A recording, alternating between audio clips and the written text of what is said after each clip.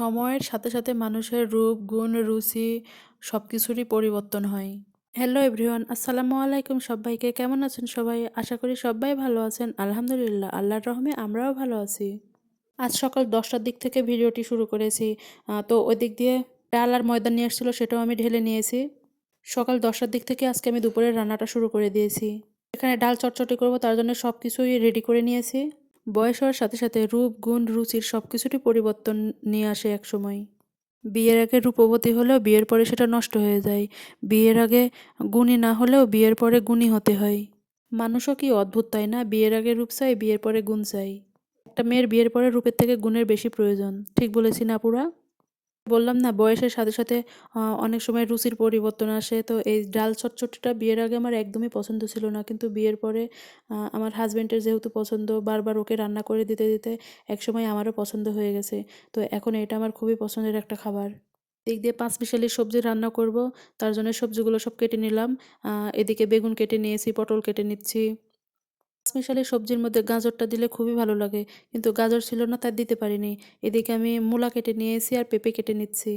পাঁচমিশালি সবজিটা রান্না করলে ভাতের সাথে বলেন, খিচুড়ির সাথে বলেন, পরোটা, রুটি সব কিছুর সাথেই খুবই ভালো লাগে খেতে।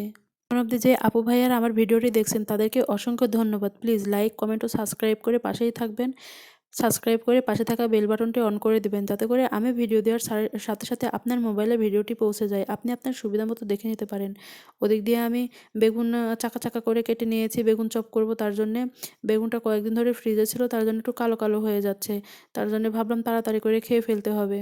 ডাল চটচটিটা আমার হয়ে গেছে। ডাল চটচটিটা আমি নামিয়ে নিয়েছি। এদিক দিয়ে আমি পাঁচমিশালি সবজির জন্যে পেঁয়াজ আর তেল দিয়ে দিয়েছি। দিয়ে এখন ভাজা ভাজা করে নেব। যা আমি কুমড়ো বড়ি দিতেই ভুলে গেছি, তাই তেলের মধ্যে কুমড়ো বড়িটা দিয়ে দিলাম। দিয়ে ভাজা ভাজা করে নেব। নিয়ে যে উঠিয়ে নিচ্ছি।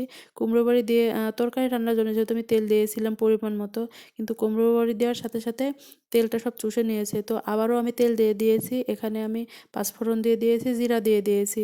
দিয়ে ভাজা ভাজা করে তার মধ্যে আমি আদা বাটা, রসুন বাটা, জিরা বাটা দিয়ে দিয়েছি।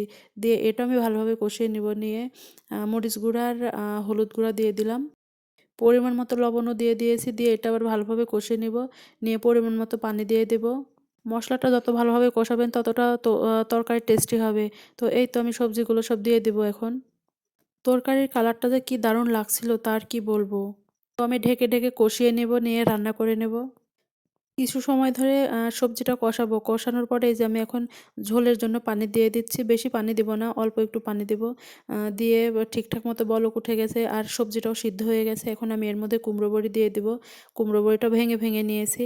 এই তো কুমড়ো বড়ি দিয়ে দিচ্ছি। এই পাঁচমিশালি সবজিতে, মানে শীতের সবজিতে আর কি, কুমড়ো বড়ি দিলে খুবই মজা লাগে। এটা আমাদের উত্তরবঙ্গের মানুষের খুবই একটা পছন্দের খাবার। তো তরকারিটা হয়ে গেছে, তার জন্য আমি বাটিতে ঢেলে নিলাম। দেখতে খুবই লোভনীয় লাগছিল, খেতেও খুব মজা হয়েছিল। এদিকে আমি বেগুন ভাজা ভাজা করব, তার জন্যে বেগুনটা চাকচাক করে কেটে রেখেছিলাম। তার মধ্যে আমি হলুদ গুঁড়ো, মরিচ গুঁড়ো, লবণ দিয়ে দিয়েছি। দিয়ে মাখিয়ে নিয়েছি। নিয়েই তো এটা আমি তেলের মধ্যে দিয়ে দিয়েছি। দিয়ে ভাজা ভাজা করে তুলে নিয়েছি। এই বেগুন ভাজাটা আমার মনে হয় সবারই পছন্দ। তারপরেও এই বেগুন ভাজাটা কার কার পছন্দ অবশ্যই কমেন্টে জানাবেন। প্রত্যেকটা খাবার এত মজা ছিল যে কি আর বলবো। এই তো দুপুরে খাওয়ার জন্য ভাত নিয়ে নিয়েছি, এখানে বেগুন ভাজা নিয়ে নিয়েছি, আর ডাল চটচটি নিয়ে নিয়েছি, আর হচ্ছে যে সবজি নিয়ে নিয়েছি। এরকম খাবার থাকলে মাংস মাছের আর কোনো দরকারই হয় না। আজ তাহলে এই পর্যন্তই। আল্লাহ হাফেজ।